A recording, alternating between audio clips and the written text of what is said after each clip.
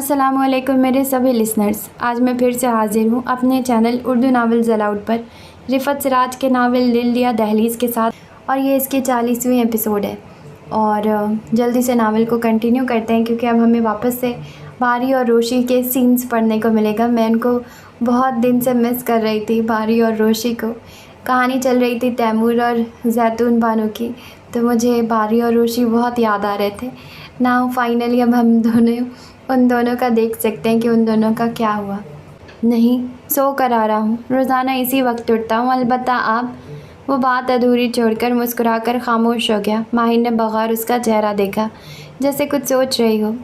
तुम्हारी उम्र इतनी नहीं है बारी, मगर कमाल समुंदर से हो तुम, इतना सेल्फ़ कंट्रोल, वो ज़ूमाइनी अंदाज में कह रही थी।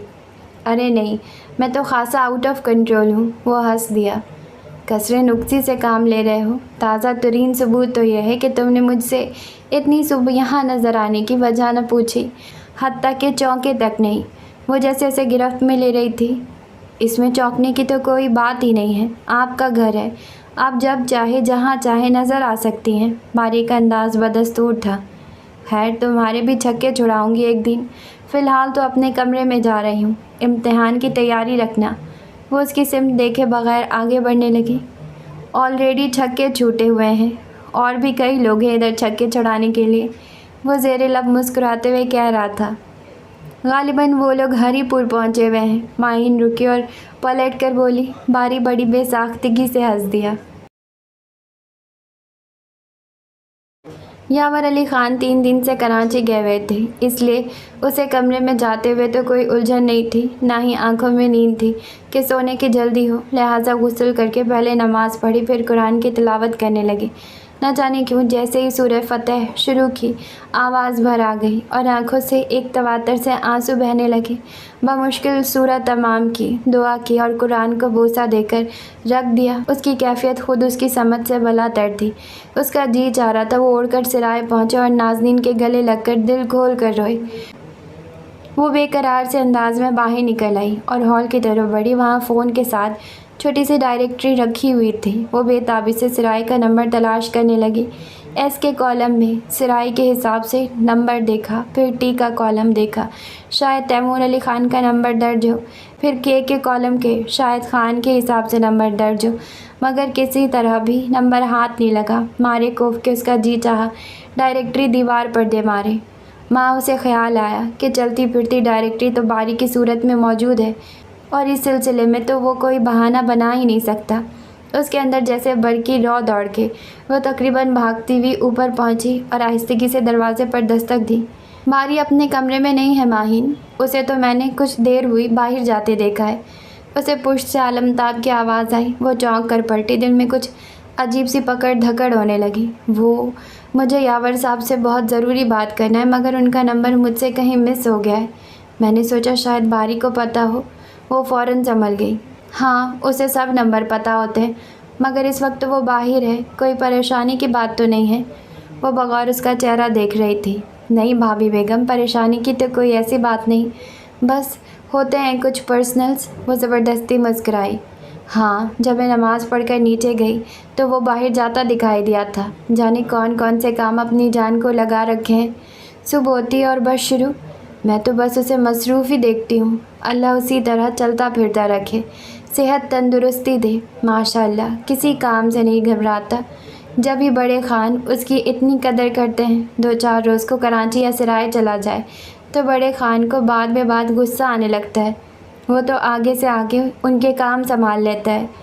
आलमताब बहुत मोहब्बत से उसका ज़िक्र कर रही थी। मगर मेरा ख़्याल है यावर साहब तो उसे बहुत मामूली आदमी समझते हैं, उसने अजीब से लहजे में कहा। आलमताब उसके लहजे से कुछ चौंकी थी और उसकी शक्ल बगौर देख रही थी। नहीं, ऐसे तो कोई बात नहीं है। यावर का अंदाज़ तो सभी के साथ बहुत तकल्लुफ़ वाला होता है। खैर, आओ मेरे कमरे में, वहाँ चाय पीते हैं। ये तो बैठक में जा चुके हैं, मामा चाय बना रही हैं। वो अपने कमरे की तरफ बढ़ते हुए बोली। माहिन चुपचाप उनके पीछे चल पड़ी। हमारी सास की कोई तस्वीर नहीं है भाभी बेगम, हैरत की बात है। वो उनके कमरे में दाखिल होते हुए बेख्तियार पूछ बैठी। आलमताब की हैरत फितरी थी। इतने दिन गुजर जाने के बाद आज उसे ये ख्याल आया था, मगर उन्होंने हैरत चेहरे से ज़ाहिर नहीं की। اللہ बख्शे अम्मा जी को, बहुत ही नर्म व हया वाली थी, कभी तस्वीर नहीं खिंचवाई, बड़ा सख्त पर्दा करती थी। असल में उनकी तरबियत ही इस तरह के माहौल में हुई थी। तुम्हें हैरत होगी ये सुनकर कि वो ज़िंदगी में कभी बाज़ार नहीं गई। उनसे कभी पूछते कि आपका दिल नहीं चाहता कि घूमे फिरें, ख़रीदारी करें, तो बड़ी ही सादगी से कहती थी कि औरत को घर के काम थोड़े हैं, घर से अच्छा कुछ नहीं होता। सुना है वो बहुत अच्छी थी, बहुत ही अच्छी। आलमताब ने एक मर्तबा फिर ताजुब से उसकी सूरत देखी। हाँ जी, ये सुबह सुबह अम्मा जी कैसे याद आ गई? खैरियत? क्या रात ख्वाब में आई थी अम्मा जी? वो कहे बिना न रह सकी। यही समझ लें। वो भी मुस्कुरा दी। हाँ, वो बहुत भली औरत थी। ठंडी छाँव, मोहब्बत का समंदर, हवेली का उजाला, बस सदमे इतने मिले कि सह न सकी। हसरत ही रही कि हम उनकी खिदमत करते। बस एक रात सोते में ही चल बसे। बड़े खान को पहले इतनी जल्दी गुस्सा नहीं आता था, बड़ा ज़ब्त था उनमें। कहते थे कि गुस्सा तो बहुत आता है, मगर उस भली औरत की मौजूदगी के एहसास से खुद ब खुद झाग की तरह बैठ जाता है। न उनमें शोर था, न ऊंची आवाज़, बहुत दबी चाल थी। इसके बावजूद घर के कोने कोने में महसूस होती थी। वो सदमे क्या थे जो उन्हें लेकर ही टले। माही ने उनके जुमले पर गिरफ्त कर ली। हज़ार बातें होती हैं घरों की, मेरे बच्चों का तो बहुत गम करती थी। आलमताब नज़रें उठाए बगैर यूँ बोली जैसे उन्हें मौजू बदलने की जल्दी हो। बहुत खुशकिस्मत लोग हैं जिन्होंने उनके साथ वक्त गुजारा। माही ने आम से अंदाज में टुकड़ा लगाया।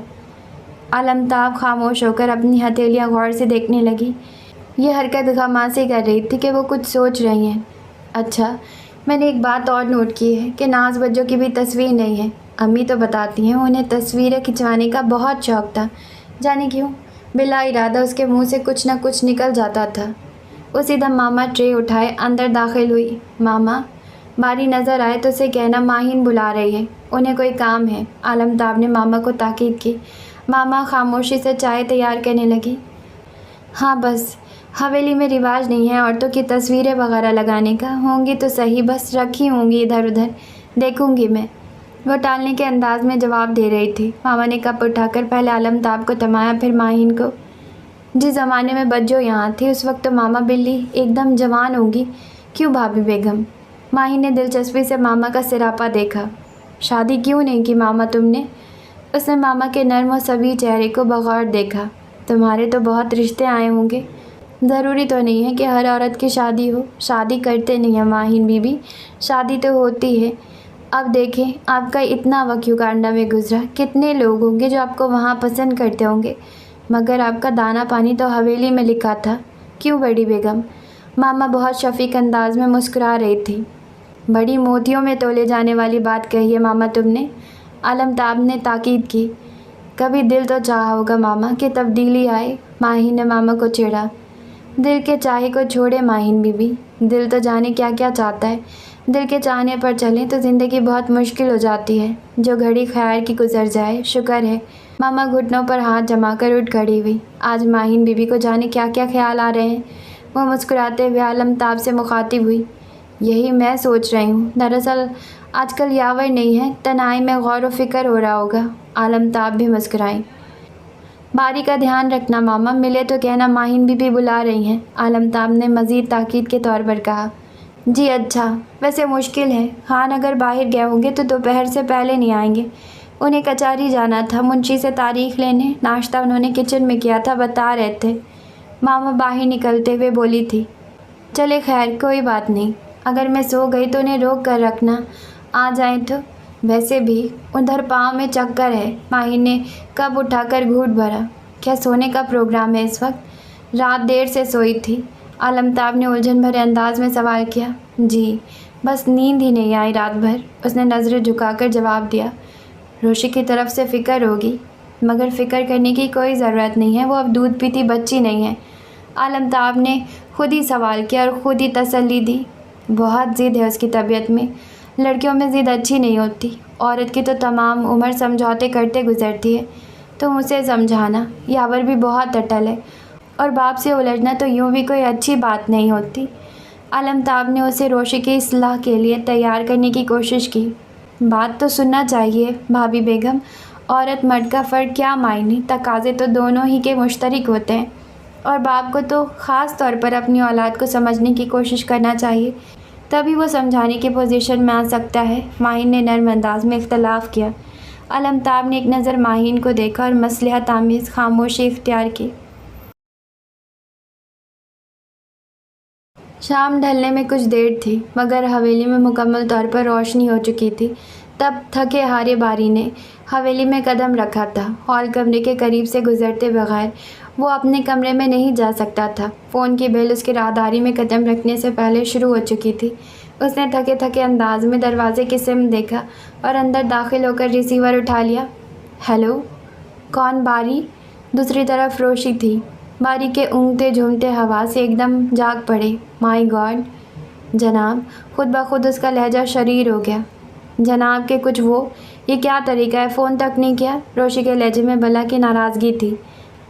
خیر جناب کے کچھ نہیں، اب تو سب ہی کچھ ہیں، مگر یہ تو بتائیے فون کس سلسلے میں کرنا چاہیے تھا؟ میں کچھ سمجھا نہیں۔ باری، میں رو رو کر پاگل ہو چکی ہوں، مجھے مزید تنگ نہیں کرو۔ وہ روحان سی ہو گئی۔ بتائیے آپ کو تنگ کر کے مجھے کتنے نفلوں کا ثواب ملے گا؟ مگر آپ یہ تو بتائیں مجھے فون کیوں کرنا چاہیے تھا؟ وہ نچلا ہونٹ دانتوں تلے دبا کر مسکرا دیا۔ باری، میرا دل چاہ رہا ہے میں مر جاؤں۔ واہ صاحب، کیا دل ہے آپ کا، موت بھی ایسے چاہ رہا ہے جیسے آئس کریم۔ تم یوں ہی میری جان جلانے والی حرکتیں کرتے رہنا، بعد میں میری قبر کے سرہانے سر پکڑ کر روتے رہنا۔ وہ جلائی۔ سر پکڑنے کی پابندی ہوگی؟ وہ بڑی سادگی سے پوچھ رہا تھا۔ تمہارے بس کی تو کچھ بھی نہیں تھی، کاغذ کے شیر ہو، یہ تو میری جراتوں کا نتیجہ ہے۔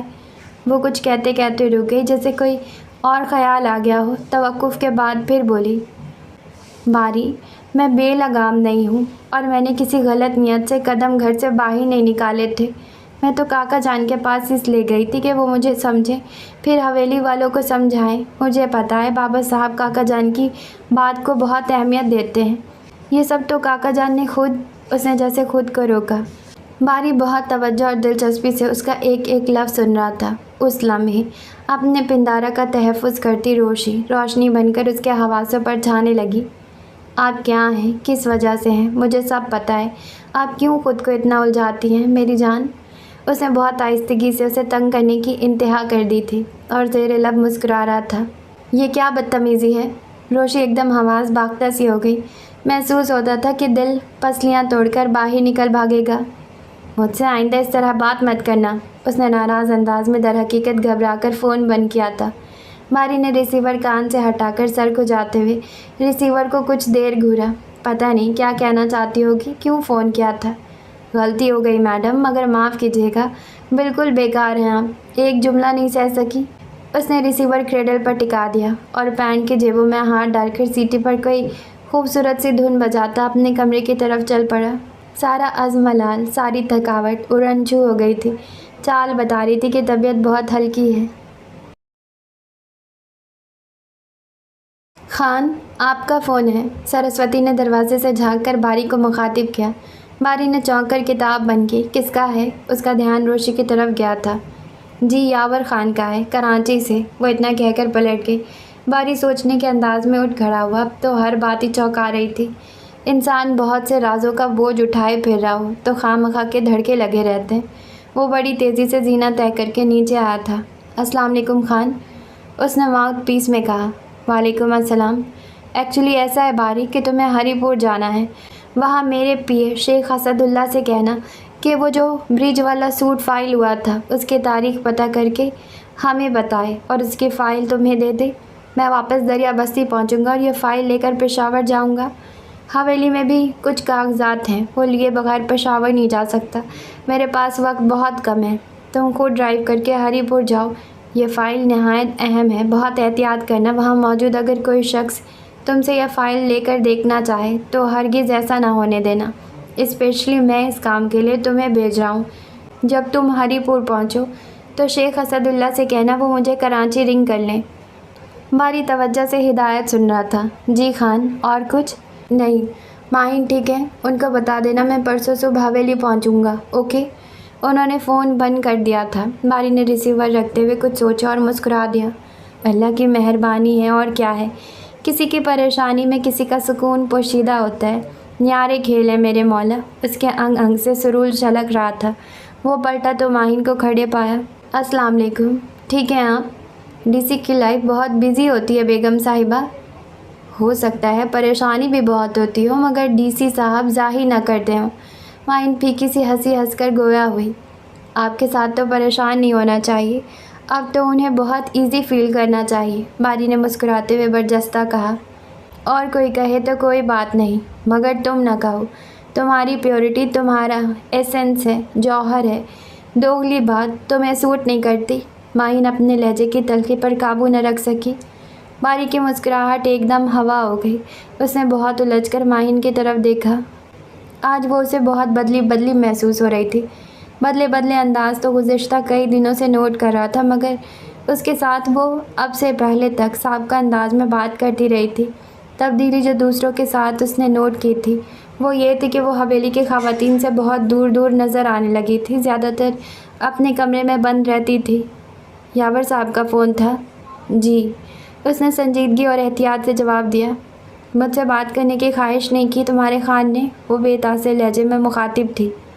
वो बहुत जल्दी में थे, आपका पूछ रहे थे और आपके लिए मैसेज दिया कि परसों सुबह हवेली पहुंचेंगे।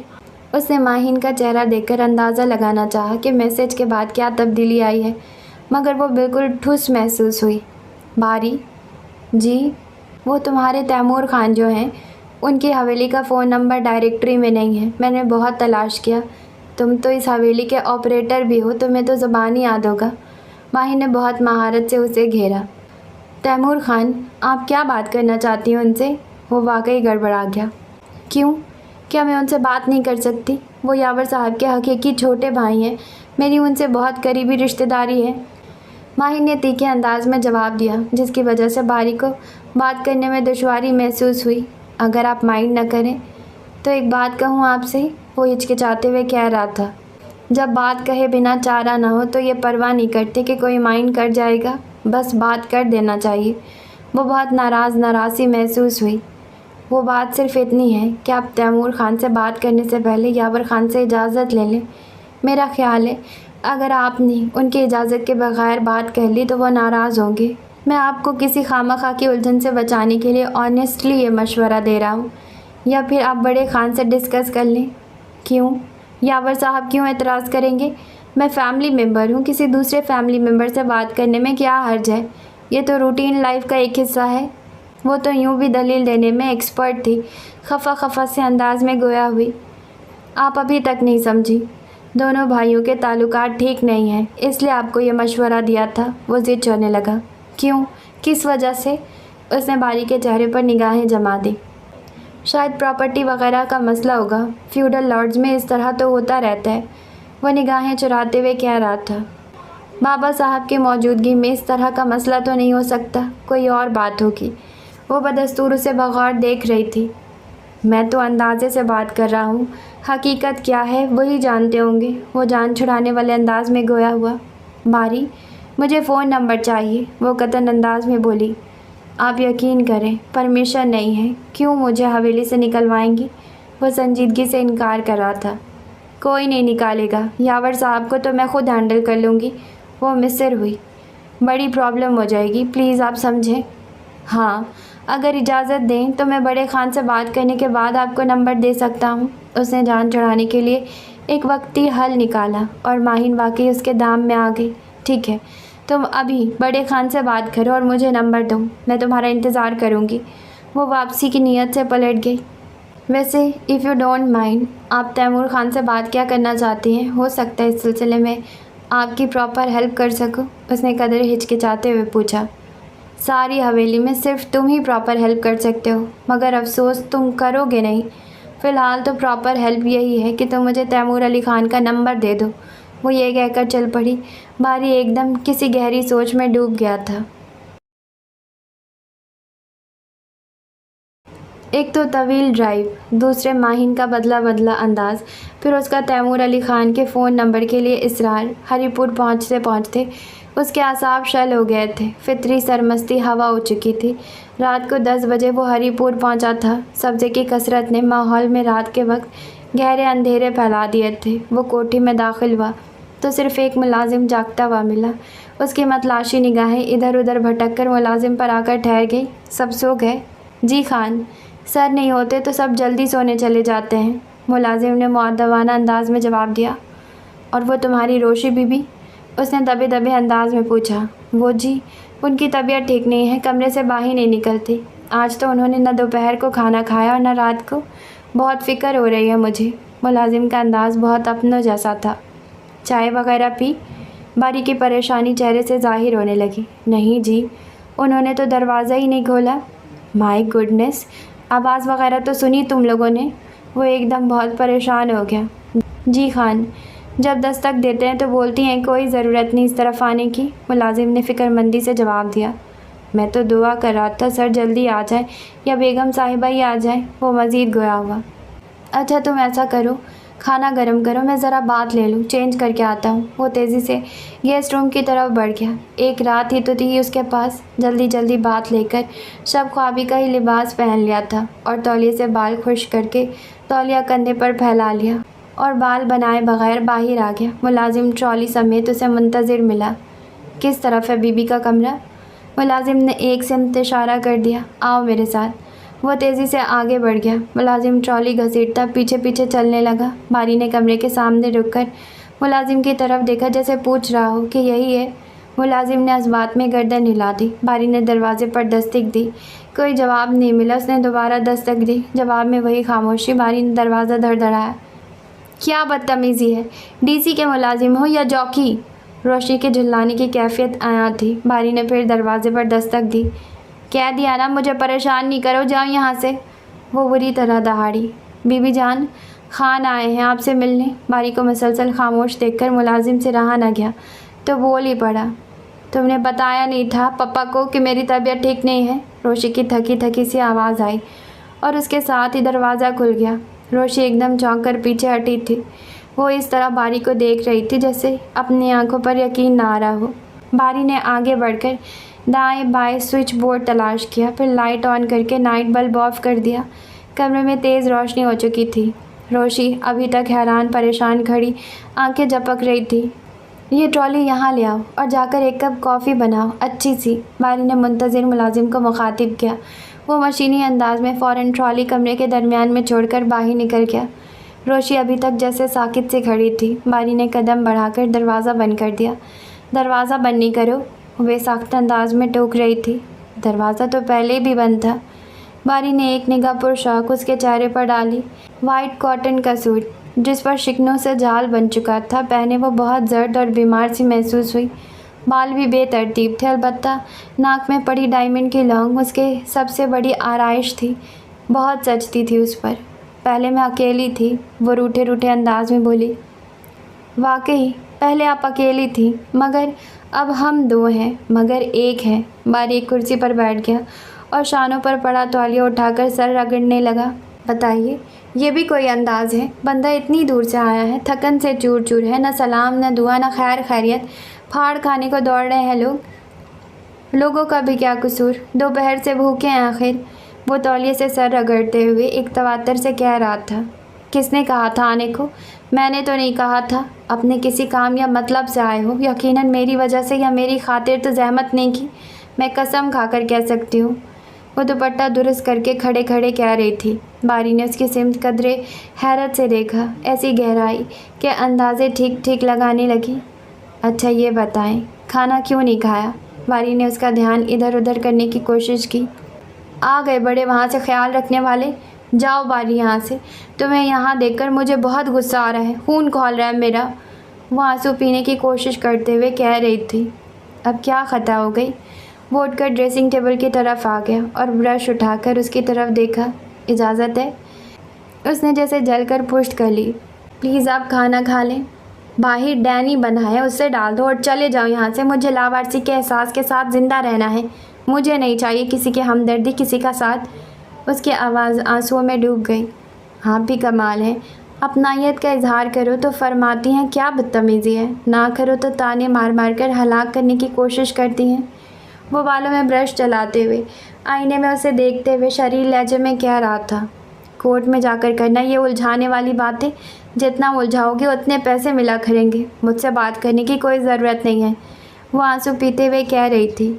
या अल्लाह, मदन अब किस बात का गुस्सा है? वो उसके सामने आ खड़ा हुआ। वो खामोश रही। खाना खा लें प्लीज़।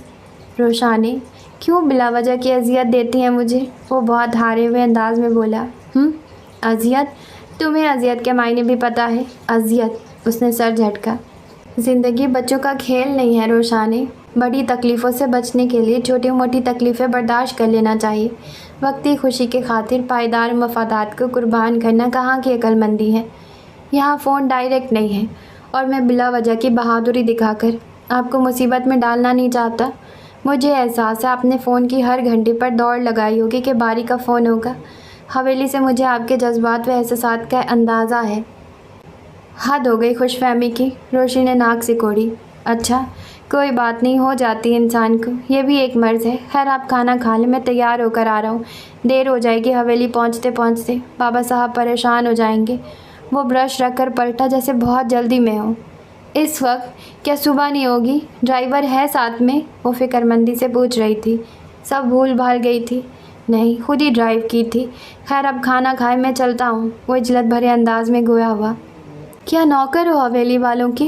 ये कोई इंसानियत है? रात के अंधेरे में दौड़े लगवा रहे हैं। इतनी तवील ड्राइव बगैर रेस्ट व वक्फे की कोई ज़रूरत नहीं है इस वक्त जाने की।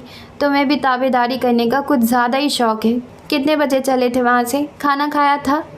वो कितनी फ़िक्रमंद नज़र आ रही थी कि बारी ने खुद को बमुश्किल कंट्रोल किया। कहाँ खाना खाया? 2 बिस्किट खाए हुए हैं शाम के। वो बड़ी सादगी से बोला। ये खाना है तो क्यों नहीं खा रहे? उसके अंदाज से बड़ी अपनाइयाँ छलकने लगी। जब आप खाए बगैर रह सकती हैं और ये आसान काम है तो मैं भी आसान काम कर सकता हूँ। होठों पर आई मुस्कुराहट रोक कर कहा। रोशी की हालत ही ऐसी हो रही थी जैसे किसी अजीम मुश्किल में फंस गई हो।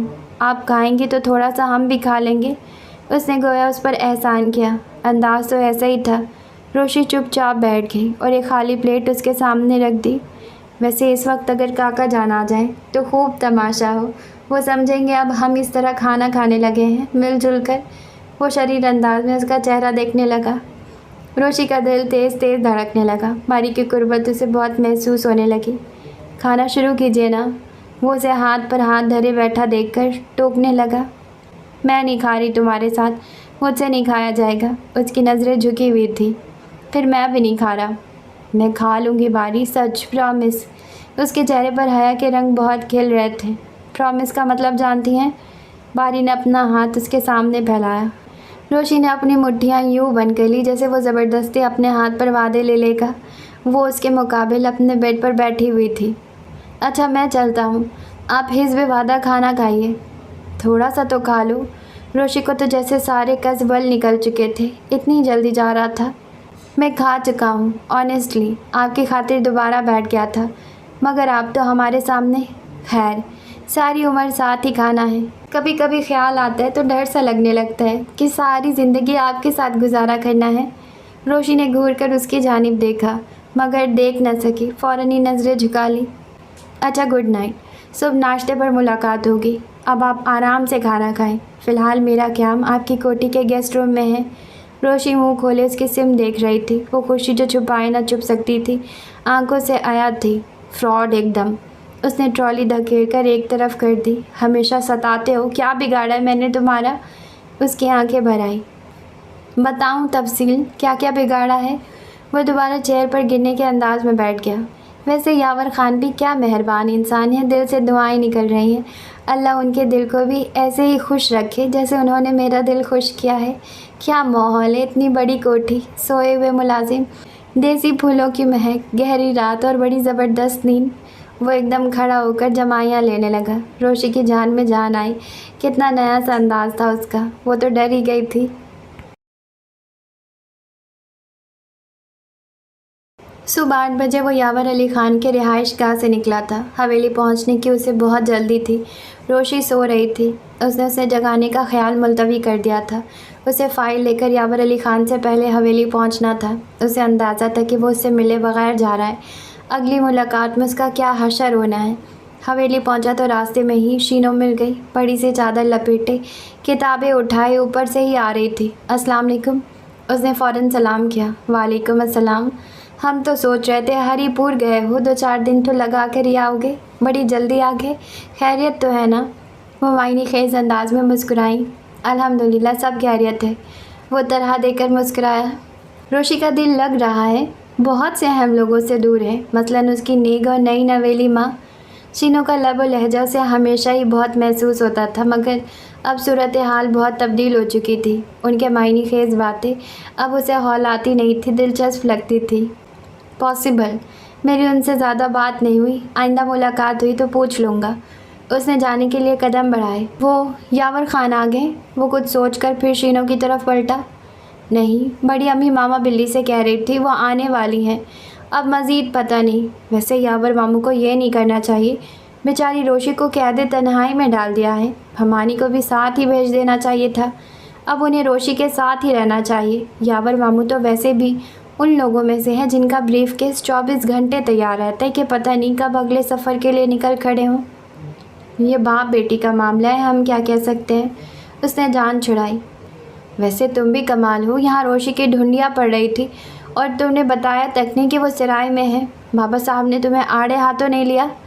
شینو کی تیز نگاہیں اس کے وجود کے آر پار ہو رہی تھی۔ لیں گے، وہ ہونٹ دبا کر مسکرایا۔ بہت نڈر ہو گئے ہو، کیا ہوا ہے؟ شینو کی مسکراہٹ تن سے بوجھل تھی۔ دراصل میں تو سرائے جاتا رہتا ہوں اور وہاں میرا قیام بہت مختصر ہوتا ہے، ضروری نہیں کہ سرائے میں ہونے والا ہر حادثہ یا واقعہ میرے علم میں لایا جائے۔ مجھے کاکا جان نے حویلی کے لیے کوئی میسج دیا ہوتا تو میں ضرور پہنچاتا۔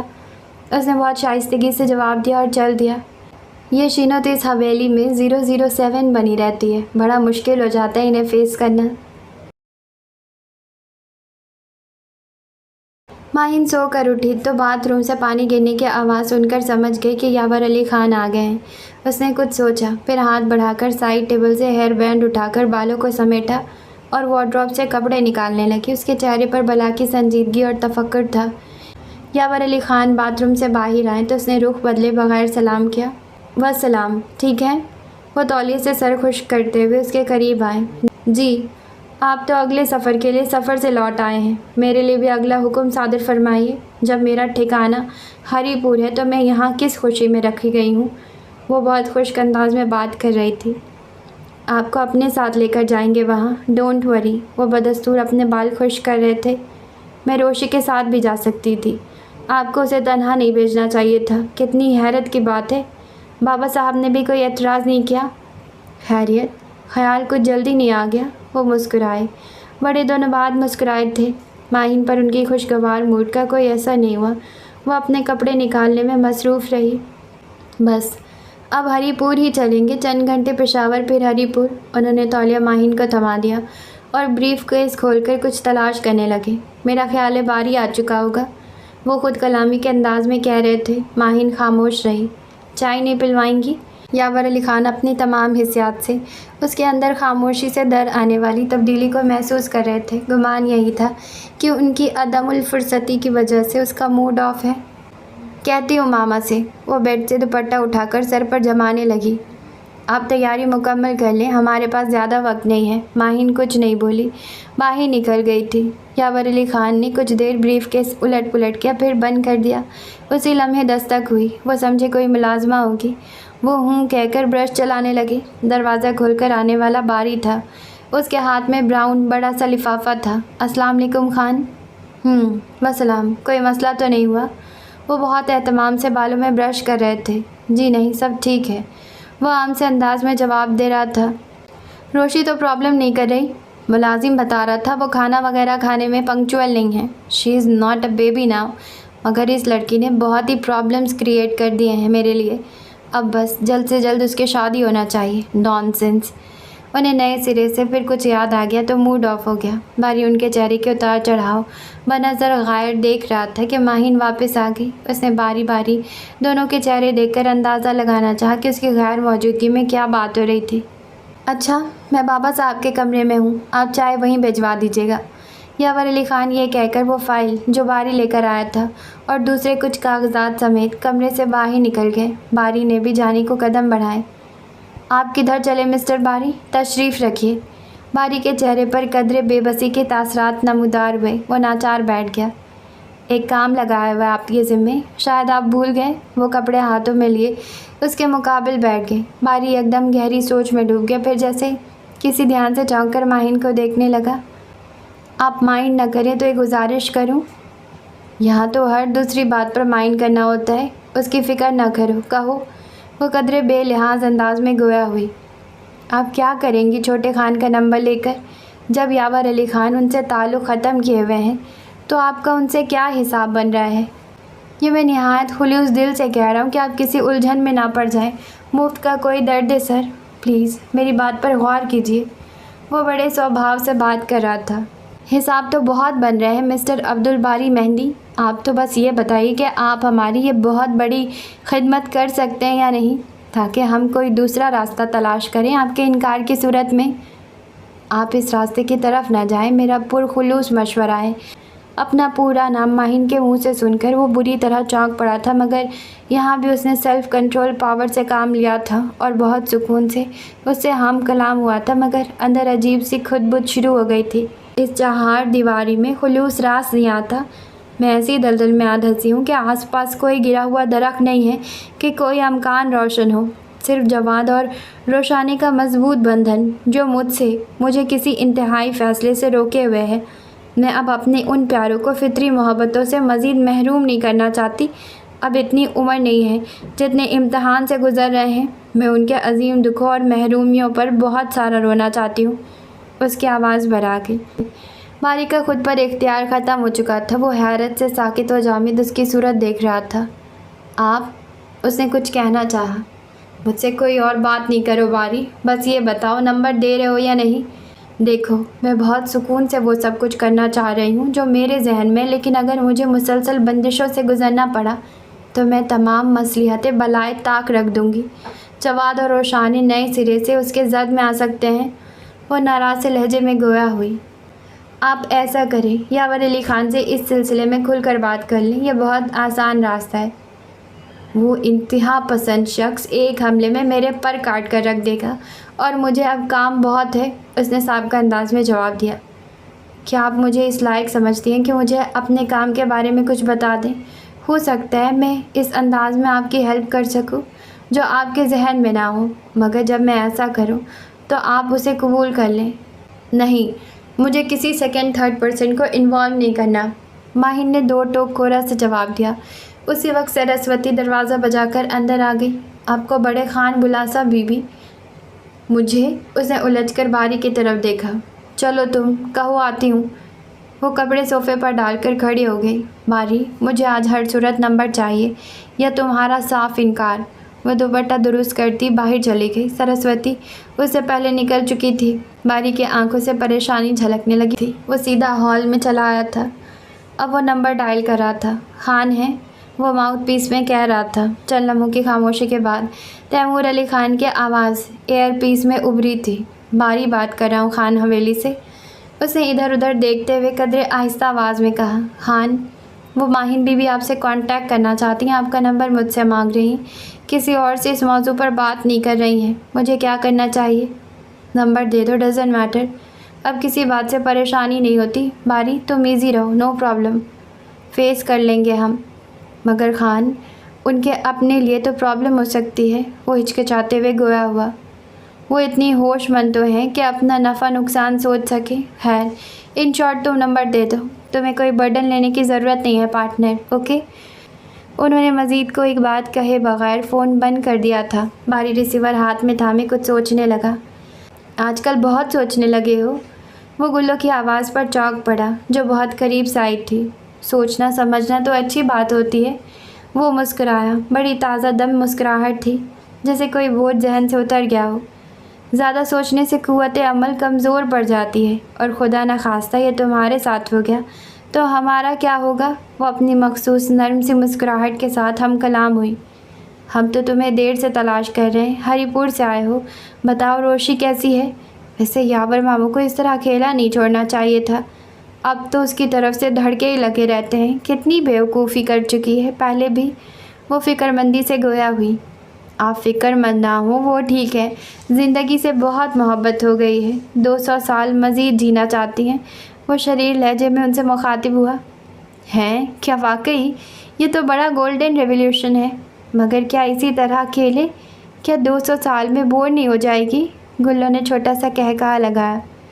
یہ پوچھ لیجیے گا ان سے، فون پر بھی بات نہیں ان سے؟ اس نے پوچھا۔ بات؟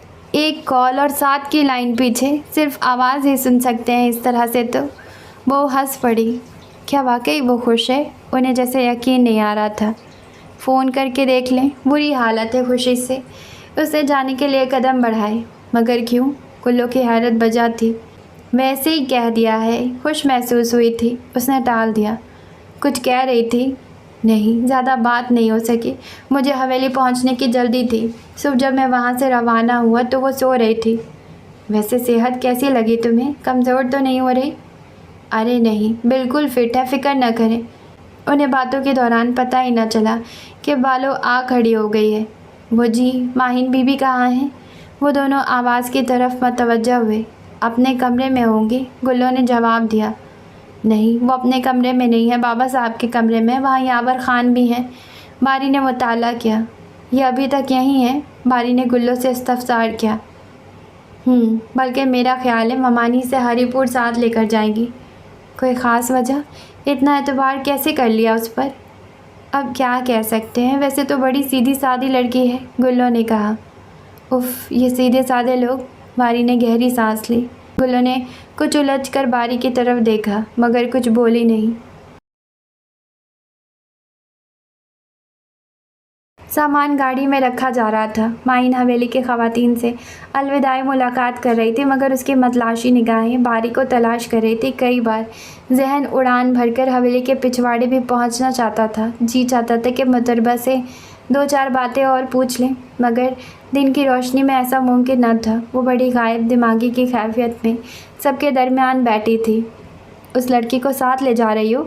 علمتاب کا اشارہ بالوں کی طرف تھا۔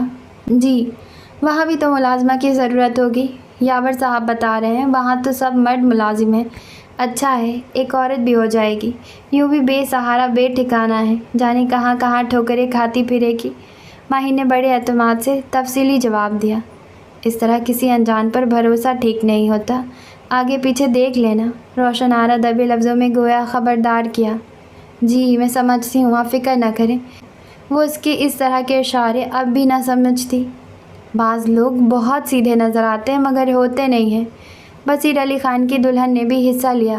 وہ جوان بیٹیوں کی ماں تھی، مگر آج بھی بصیر علی خان کی دلہن کہلاتی تھی۔ ہنا تانیہ کہا کرتی تھی، بلکہ چھیڑتی تھی کہ ہم آپ کو دلہن امی کہا کریں گے۔ جی بھابھی جان، ایسا بھی ہوتا ہے، آپ ٹھیک کہہ رہی ہیں۔ ماہین نے اختلاف نہیں کیا۔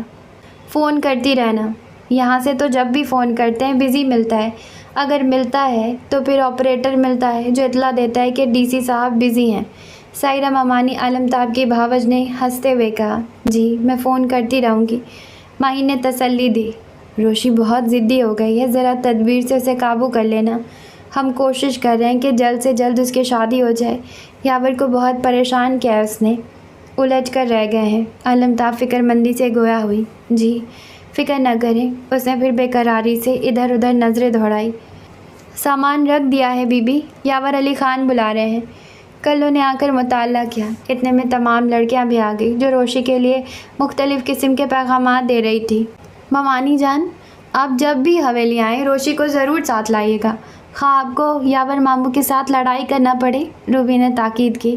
سب مسکرا دیے۔ یعنی ماموں ممانی کی لڑائی کرانے کے در پر ہو؟ گلو نے مسکراتے ہوئے کہا۔ یہی سمجھ لیں، روبی نے ترکی بترکی جواب دیا۔ بری بات، اللہ انہیں شاد و آباد رکھے۔ علمتاب نے بڑی شفقت سے ماہین کے سر پر ہاتھ رکھا۔ وہ آنکھوں پر گلاسز چڑھا کر بڑی سی چادر لپیٹے پر سینے سے لگائے پورچ کی سیڑھیاں اترتی تو باری کو یاور علی خان کے ساتھ باتوں میں مصروف پایا۔ گہری سانس لے کر رہ گئی۔ بہت ہوشیار ہے یہ باری۔ اسے آتا دیکھ کر یاور علی خان پچھلی سیٹ پر بیٹھ گئے۔ ڈرائیور نے ان کی طرف کا دروازہ بند کیا۔ اور ماہین کے لیے دوسری طرف کا کھول دیا، لیکن ماہین گاڑی کی طرف بڑھنے کے بجائے باری کی طرف بڑھی۔ وہ ایک درخواست کی تھی آپ سے، اس نے قدرے جتانے والے لہجے میں بہت آہستگی سے باری کو مخاطب کیا۔ پابند انسانوں پر طنز نہیں کرتے، گناہ ہوتا ہے، وہ بھی دھیرے سے بولا۔ لبوں پر ہلکی سی بلکہ مبہم سی مسکراہٹ تھی۔ یہ آپ کی کتاب انٹرنیشنل لاء۔ اس نے ایک بلیو جلد کی کتاب اس کی طرف بڑھائی۔ اس میں آپ کا مطلوبہ نمبر ہے، وہ سرگوشی کے انداز میں کہہ کر دور ہٹ گیا۔ ماہین نے آنن فانن خود کو بہت ہلکا پھلکا محسوس کیا۔ نئے سرے سے وجود میں توانائی دوڑنے لگی، جیسے کھڑے کھڑے کسی عظیم کامیابی سے ہمکنار ہو۔ بڑی تیزی سے وہ گاڑی کے کھلے دروازے تک آئی اور ہاتھ ہلا کر برآمدے میں کھڑی خواتین کو خدا حافظ کہا اور بیٹھ گئی۔ یاور علی خان بہترین سویٹنگ کیے ہوئے اور کوئی لاجواب خوشبو لگائے ہوئے تھے۔ گاڑی کے بند ماحول میں ایک خوبصورتی اتر آئی تھی، ایسا حسن جو بیرونی دنیا سے بیگانہ کر کے رکھ دے۔ اس طرح کی فارمیلٹی سے مجھے بہت الجھن ہوتی ہے۔ صرف خدا حافظ کہنے میں 30-35 منٹ صرف ہو گئے۔ یاور علی خان کے لہجے میں ناگواری تھی۔ کیا یہ میرا قصور ہے؟ ماہین کے ان کے آف موڈ پر غصہ آ گیا۔ یاور علی خان کچھ بولے نہیں، بلکہ اس کے ہاتھ میں تھمی کتاب کی طرف ہاتھ بڑھایا۔ ماہین ہڑبڑا کر رہ گئی۔ آپ کے کس کام کی ہے؟ آپ تو ایسی کتابیں گھول کر پی چکے ہوں گے۔ اس نے کتاب اس طرح سینے سے لگائی جیسے کسی قیمت پر انہیں نہیں دے گی۔ پڑھی ہوئی کتاب میں سے وقت گزرنے کے ساتھ ساتھ بہت سے پوائنٹس ذہن میں نکل جاتے ہیں، دکھائیے ذرا۔ ابھی تو فاصلہ بھی بہت طے کرنا ہے۔ انہوں نے کتاب کی طرف ہاتھ بڑھایا، بلکہ کتاب کو تقریباً پکڑ ہی لیا۔ ماہین نے بے بسی سے کتاب کی طرف دیکھا اور کتاب پر سے ہاتھ ہٹا لیا۔ آپ کتنے آرام سے انسان کی توہین کرتے ہیں اور پھر آپ کو کچھ فیل بھی نہیں ہوتا۔ ایک یہی تدبیر رہ گئی تھی کہ وہ انہیں کسی بحث میں الجھا دے تاکہ وہ کتاب کی طرف متوجہ نہ ہوں۔ میں سمجھا نہیں۔ وہ واقعی حیران ہو گئے۔ گاڑی گیٹ سے باہر نکل چکی تھی۔ کیسے لائف پارٹنر ہیں آپ؟ گاڑی تک میں تو پارٹنرشپ نبھا نہیں سکتے۔ آپ کتاب پڑھیں، میں کیا کروں؟ وہ خفا خفا سے انداز میں بولی۔ پڑھ تو نہیں رہا، صرف سرسری دیکھ رہا ہوں۔ دراصل کتاب میری کمزوری ہے، کتاب دیکھ کر بڑی بے اختیار سی کیفیت ہو جاتی ہے۔ اوکے؟ انہوں نے تو جھگڑا ہی ختم کر دیا اور بیگ سے بریف کیس کھینچ کر کتاب اس میں رکھ دی۔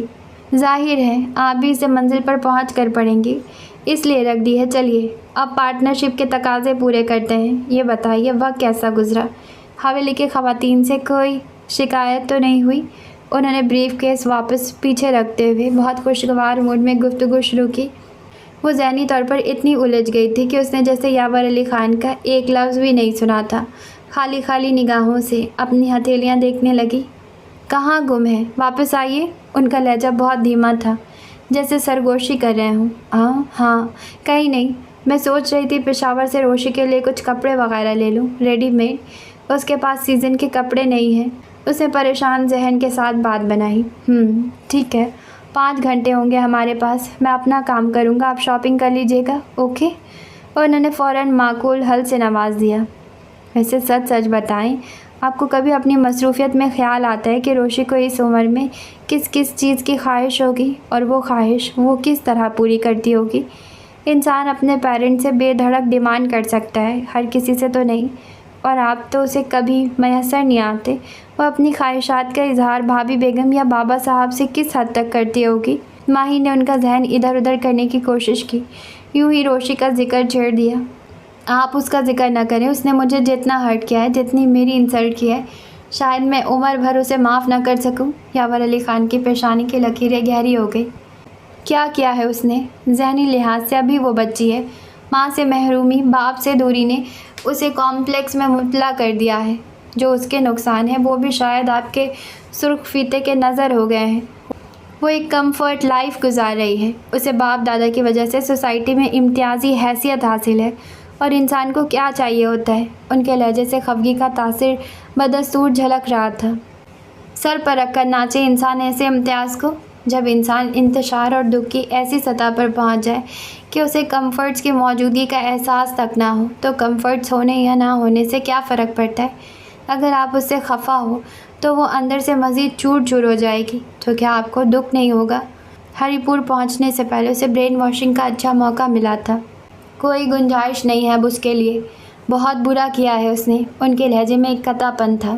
اپنے خون، وہ بھی بیٹی سے برابری کی بنیاد پر اس طرح جنگ تو نہیں لڑی جاتی۔ ہو سکتا ہے اسے وراثت میں وہ پیچیدگیاں ملی ہوں جن کے نتیجے میں آج اس سے غلطیاں ہو رہی ہوں۔ ہو سکتا ہے وہ اندر سے کبھی بھی ریلیکس نہ رہی ہو۔ ماہین نے بھی قدرے آف موڈ میں جواب دیا۔ آپ اس کی وکالت نہ کریں، اب میں جو کر رہا ہوں مجھے کرنے دیں۔ انہوں نے فیصلہ کن انداز اختیار کیا۔ ماہین خاموش ہو گئی اور کھڑکی سے باہر جھانکنے لگی۔ میں سوچتی ہوں انسان سے کس قسم کا عمل سرزد ہوتا ہوگا کہ پھر اس سے زیادتی راس آ جاتی ہے، پھر زیادتی در زیادتی۔ وہ کچھ توقف کے بعد گویا ہوئی۔